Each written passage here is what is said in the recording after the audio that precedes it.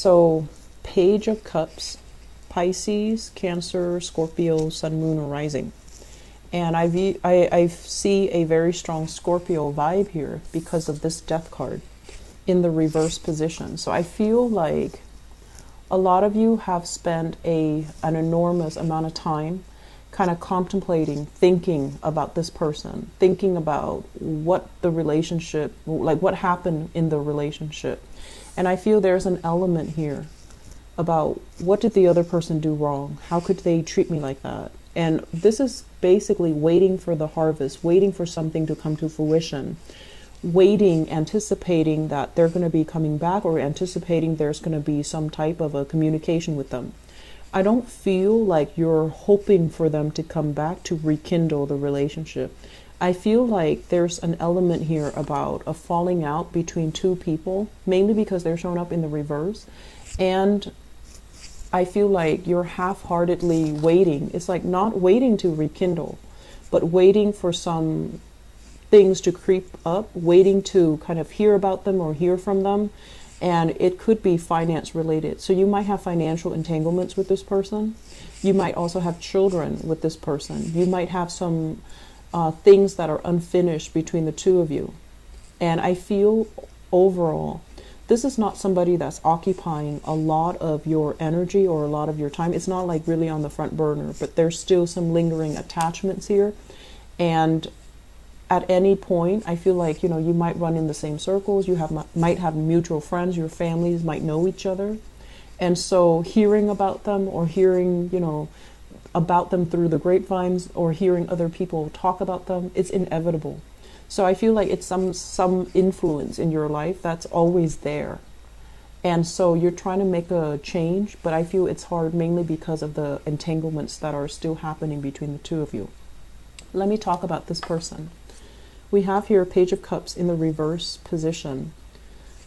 I'm sensing like this is somebody who is, I'm hearing like sexually inexperienced.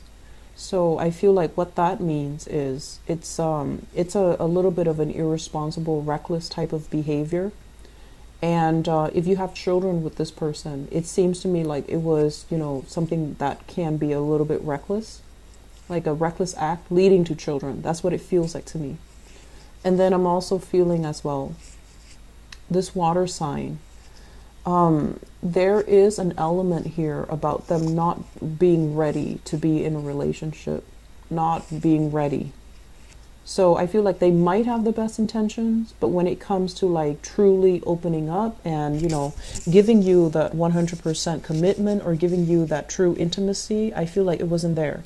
And for whatever reason, I feel like this person you felt like was not emotionally supportive of you. Okay, so going back to what I mentioned with the general reading, just because someone is not, 100% behind you, it doesn't mean that they're against you. It's just, if you're dealing with this person, a water sign, different element than you, opposite from you, they're going to exhibit love and affection in a different way. It doesn't excuse, their behavior, but what I'm feeling is that you might have a lot of conflict of interest with this person, mainly because your ideologies, your philosophies, your outlooks are very, very different from each other. So I feel like there's still some karma that needs to be released. And I mentioned before, let go of resentment, let go of grudges, because it's really going to affect only you. And so I feel like this is something that emotionally is still occupying your mind. With the Death card in the reverse, it's almost like unable to let it go. So if you're cycling through what exactly happened, if you're waiting for this person to step up, grow up, or, if there's financial expectations from this person, I feel that you need to kind of approach this as, I'm my own person, I can take care of myself, I need to move on. So if there's like financial hangups, I don't feel like fighting it out to the tooth and nail is going to solve everything. I feel like it's best to let this person be on their way, mainly because they're not ready. Okay?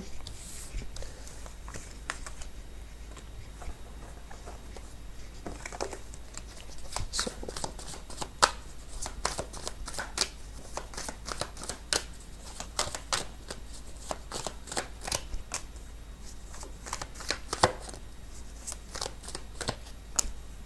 Oh gosh, a lot of conflicts coming in, a lot of conflicts.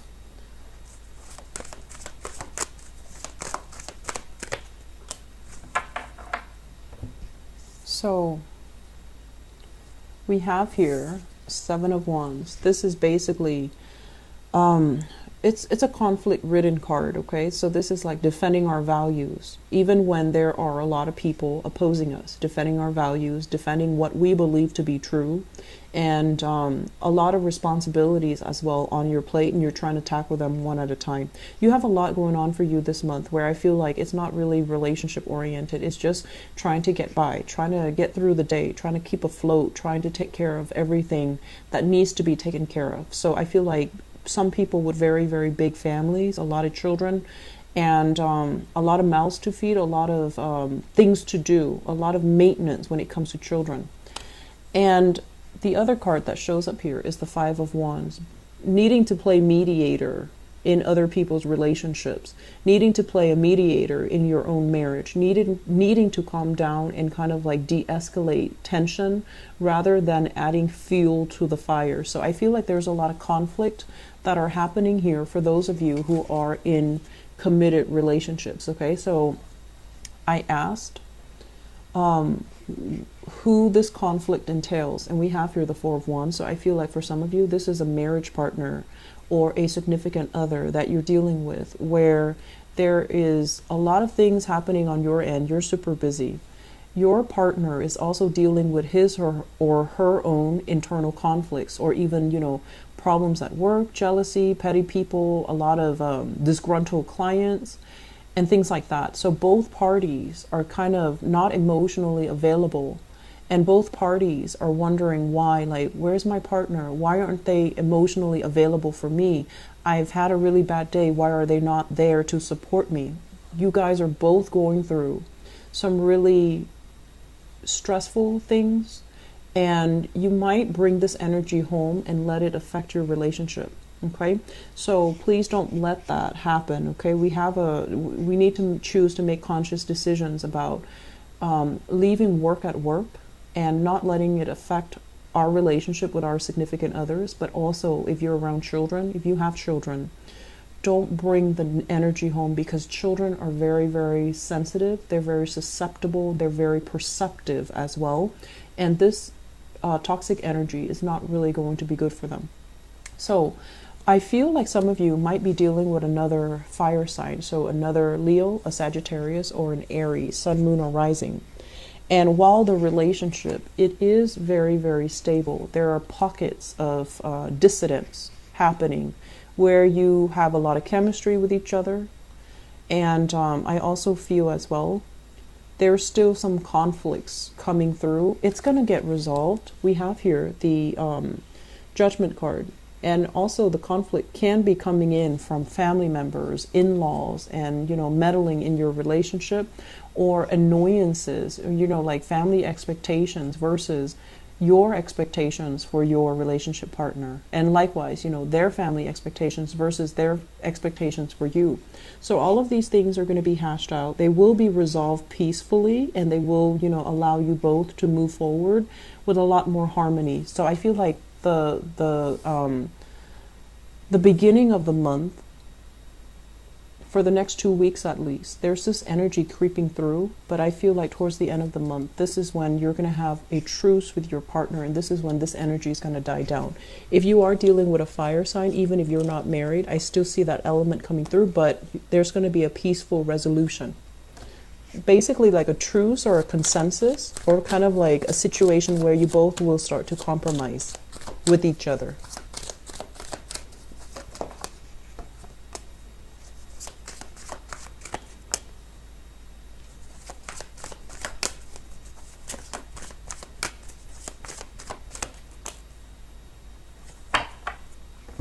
I have the water sign coming back into the picture. This is showing up here as the Knight of Cups, and this is in the upright position. The Strength card, and usually I look at this as, you know, it is your card, but it's almost like learn from the past, look at the big picture and be wise. Don't jump the gun. So this is a card about waiting for the right opportunity, waiting to hear what the other person has to say, waiting, biding your time to make sure that they are sincere and honest, because I feel like there has been some type of, there's a really strong attraction here, but there has been some type of conflict in the past, and I feel like it's deep in the past, but there's still lingering resentment. This is a card about an empty victory, discussions that lead nowhere, that leave both parties very hurt and scathed. And when it's in the reverse position, it's like vowing to kind of like agree to disagree, because the disagreements are just so divisive that it's hard to reach a conclusion. So there is still some lingering, attraction between you and this water sign. So Pisces, Cancer, Scorpio. For others of you who have been dealing with this, and this is a brand new person, I feel like there's a lot of attraction, but there's also, once again, different elements. There needs to be some type of maneuvering, a softening up the energy, not being combative when you're dealing with this person, because I feel like you're very energetic. You're really anxious to get things moving. And then this person, they're going to buy their time. They're a little bit wishy-washy, so it can really grate your nerves. But I feel like when they do something, they want to be a little bit more deliberate, and they want to make sure that it is long-term, viable, and sustainable. Otherwise, they don't just want to jump right in and ask questions later. So if you are dealing with a water sign, and this is somebody that I feel you might like, you might be very fascinated by, you might have a crush on, or you might be really attracted to, I feel like they're not 100% ready to jump into a relationship just yet. I feel like they have some things that they still need to work out. They might have had some disappointment, some deceit, some, infidelities and things like that from their past relationship partner. They're still trying to get over it, and they're still possibly still talking to their ex, trying to sort things out. And I feel like because of that, they're not ready. It has nothing to do with you. It's just this person needs to take more time to themselves, okay? So that's a water sign, and especially if that's a new person that you're dealing with. So what do your guides have in terms of spiritual advice for you for the month of November? Love, romance, and relationships.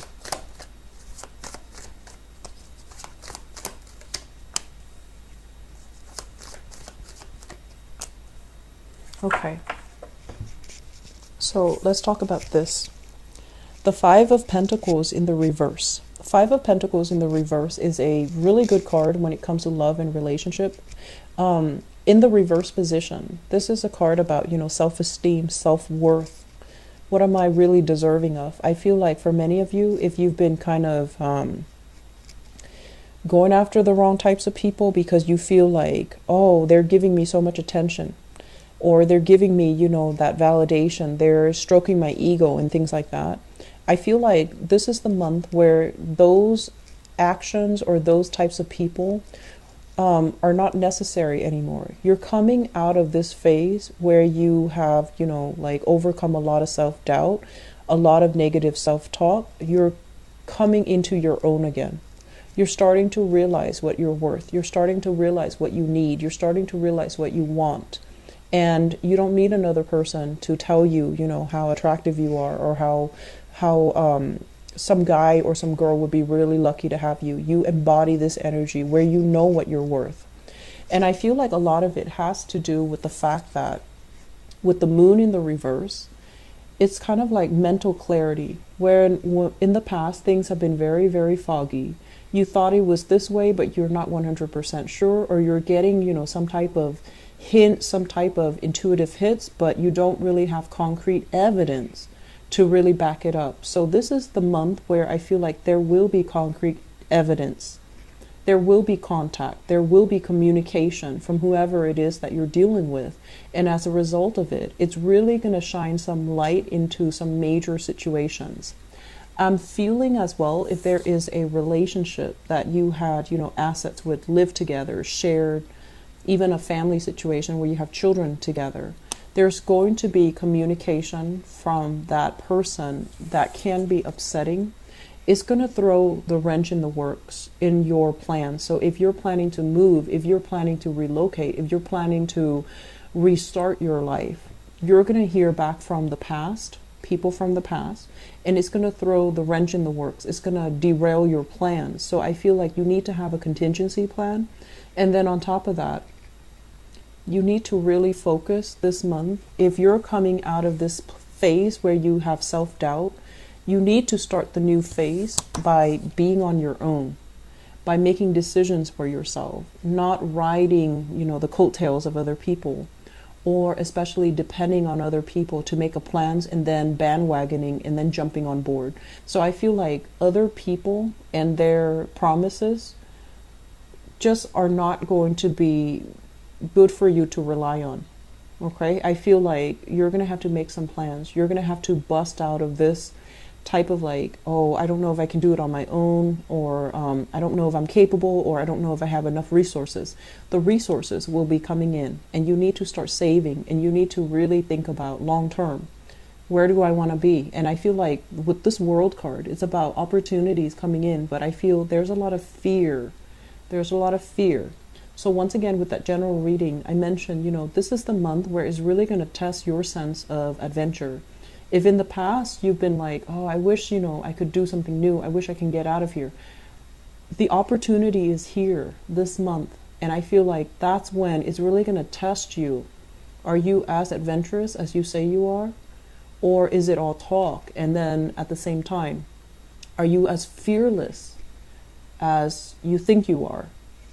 Or are you still mired in a lot of fears? Fears of not being able to succeed, fears of disappointment, fears of failure, and things like that. Okay, so I feel like there's a lot of readjustment that needs to happen in relationships, and not letting relationships kind of derail our plans, and not letting people from the past kind of sweet talk us back into a situation that was very problematic. Okay, Leos, I wish you the best. If you are in a relationship and there's a lot of squabbles, there will be resolution, so don't worry. But if you're kind of like done with a relationship sometime this year, you need to really be very fixed in your resolve to, stick by it. Okay, once you're done, you need to be completely done. Don't doubt yourself, because I feel like that energy, past energies, people from the past coming back in. And it's funny because it's not even Mercury in retrograde until December. So I feel like this is something where you're getting a glimpse of something from the past, and it's supposed to strengthen your resolve to leave it alone, I feel. But if you are still clinging on to resentment and grudges, you might want to poke at it just to agitate it. And that's not really going to serve you well, okay? So be careful about what we do here, and be a lot more deliberate about grabbing new opportunities, moving, thinking about what you need to do to make yourself happy, independent of other people, okay? So I wish you all the best. Take care. Bye-bye.